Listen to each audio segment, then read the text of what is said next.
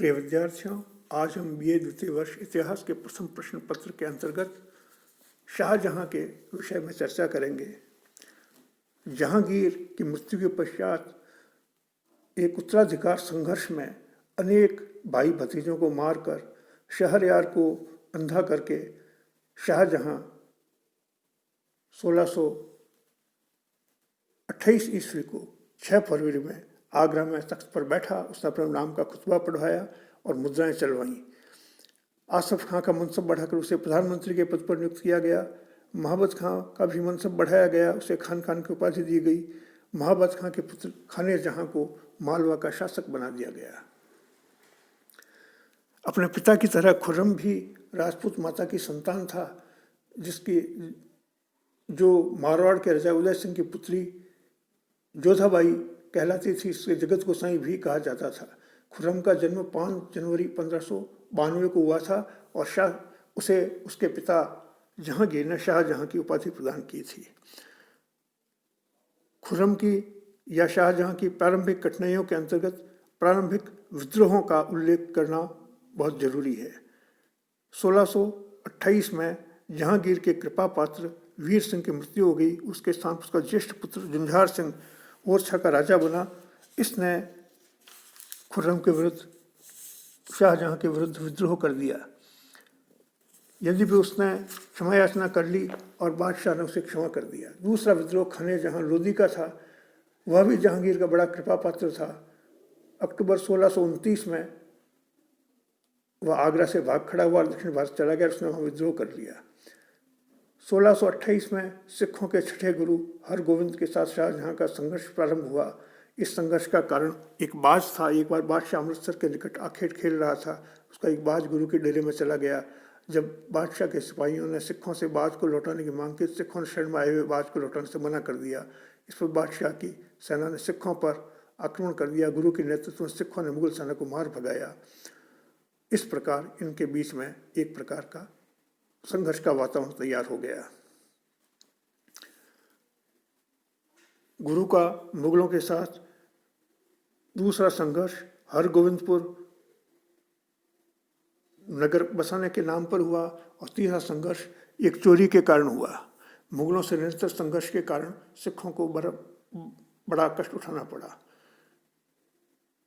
द्वितीय बुंदेला युद्ध के अंतर्गत ओरछा के राजा जुझार सिंह को उसके पुत्र जगराज के साथ दक्षिण भेज दिया गया।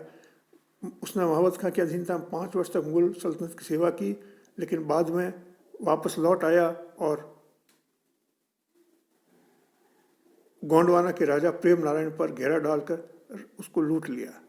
शाहजहां ने जुझार सिंह के विरुद्ध सेना भेजी और 1634 में मुगल सेना ने ओरछा पर अधिकार कर लिया। शाहजहां ने जुझार सिंह के परिवार के साथ बुरा व्यवहार किया। जीवित पकड़ी गई राजपूत महिलाओं को शाही हरम और अमीरों के घरों में सेवा के लिए बाध्य कर दिया गया। 2 पुत्रों और 1 पौत्र को मुसलमान बनाया गया और शाहजहां ने ओरछा में प्रवेश करके वीर सिंह के विशाल मंदिर को ध्वस्त करके उसके स्थान पर एक मस्जिद बनवा दी।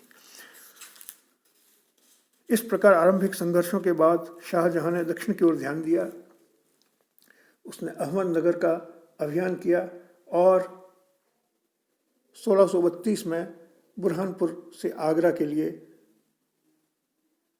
प्रस्थान कर दिया। 1633 में अंबरकोट, महाकोट, दौलताबाद आदि दुर्गों पर अधिकार जमाते हुए 1633 में अहमदनगर पर अधिकार कर लिया गया। इसी बीच 7 जून 1631 में शाहजहां की बेगम मुमताज महल की मृत्यु हो जाने के कारण शाहजहां की दक्षिण में कुछ समय के लिए रुचि समाप्त हो गई। इसके बाद बीजापुर पर अभियान किया गया। 1634 में बीजापुर पर घेरा डाल दिया गया, लेकिन महाबत खां की मृत्यु होने के कारण शाहजहां को दक्षिण में नई व्यवस्था करनी पड़ी।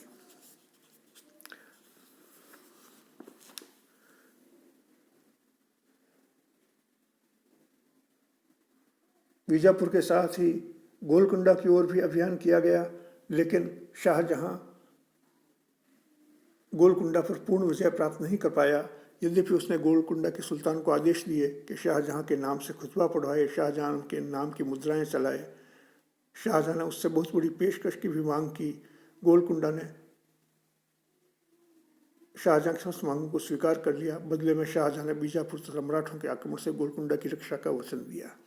इस प्रकार शाहजहां ने अपनी दक्षिण नीति के अंतर्गत दक्षिण के प्रमुख राज्यों को अपने अधीन लाने में सफलता प्राप्त की।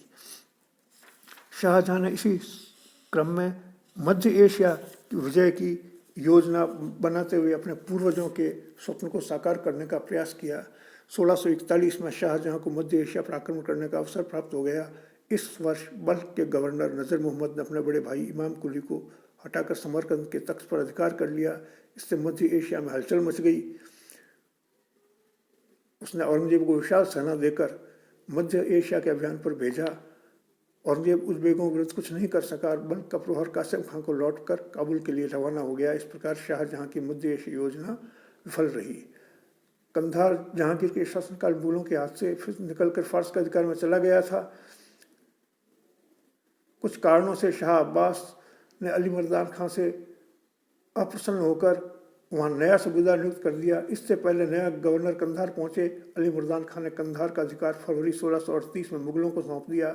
शाहजहां ने अली मर्दान खां को 6000 का मनसब देकर कश्मीर का गवर्नर बना दिया।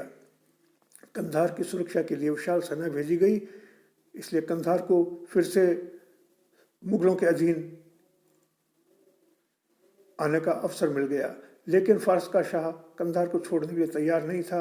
उसने 16 सितंबर 1648 को कंधार पर घेरा डाल दिया। मुगल सूबेदार दौलत खान दुर्ग की रक्षा नहीं कर सका। उसने 11 फरवरी 1649 को दुर्ग शाह अब्बास को समर्पित कर दिया।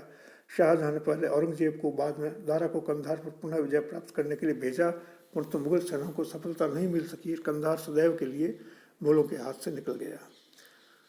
सितंबर 1657 में शाहजहां बीमार पड़ गया और तभी उसकी मृत्यु की खबर फैलने से शाहजहां के चारों पुत्रों दारा, शुजा, औरंगजेब और मुराद में उत्तराधिकार युद्ध आरंभ हो गया। इस उत्तराधिकार युद्ध के अंतर्गत शुजा ने स्वयं को बादशाह घोषित किया। वह बनारस पहुंच गया, लेकिन राजा जय सिंह और दिलेर खां ने दारा के नेतृत्व में बहादुरपुर के निकट दोनों शुजा को परास्त किया और शुजा को उड़ीसा, बंगाल, मुंगेर के पूर्व बिहार के प्रांत दे दिए गए और शुजा ने मुगल तख्त की अधीनता स्वीकार कर ली। इधर मुराद को अपनी ओर औरंगजेब ने मिलाकर आगरा की ओर प्रस्थान किया। मुराद गुजरात का गवर्नर था और औरंगजेब दक्षिण का।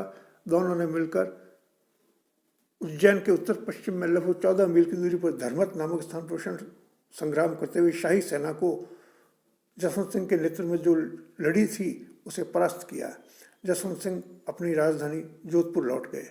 जसवंत सिंह द्वारा दारा का पक्ष लिए जाने से औरंगजेब अराठों से नाराज हो गया।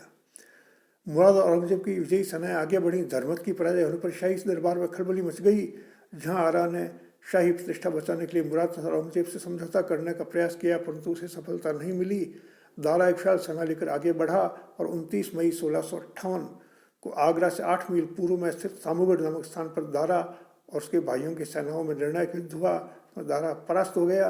दारा भागकर आगरा पहुंचा और पराजय की शर्म के कारण बादशाह से मिले बिना अपनी स्त्री बच्चों के साथ दिल्ली से भाग गया। औरंगजेब की विजयी सेना ने बढ़कर आगरा किला घेर लिया और किले में यमुना नदी से होने वाली जलापूर्ति बंद कर दी। वश होकर किले के द्वार खोलना पड़ा। शाहजहां को कैद कर लिया गया, उसे जनाना महल में रखा गया। औरंगजेब ने शासन अपने हाथ में ले लिया। इस प्रकार मुगलिया तख्त पर औरंगजेब का अधिकार हो गया।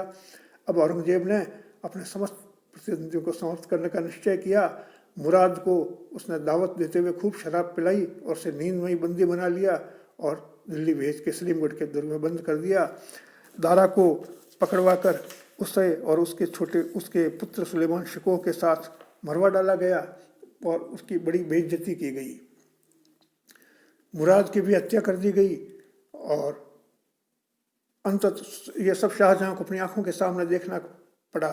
कहते हैं कि इतिहास अपने आप को दोहराता है। जिस प्रकार शाहजहां ने अपने भाई भतीजों को मारकर 30 वर्ष पहले गद्दी पर अधिकार किया था, उसी प्रकार उसे अपने पुत्रों की पौत्रों की हत्या भी अपनी आंखों से देखनी पड़ी। बुरे समय में शहजादी जहांआरा शाहजहां के साथ रही। 22 जनवरी 1666 को प्रातःकाल ताजमहल पर दृष्टि लगाए शाहजहां ने अंतिम श्वास ली। उसे मुमताज महल की बेगम की बगल में दफना दिया गया और उसके द्वारा बनाए गए ताजमहल में इन दोनों की कब्रें आज भी मौजूद हैं। आज की वीडियो में इतना ही। धन्यवाद।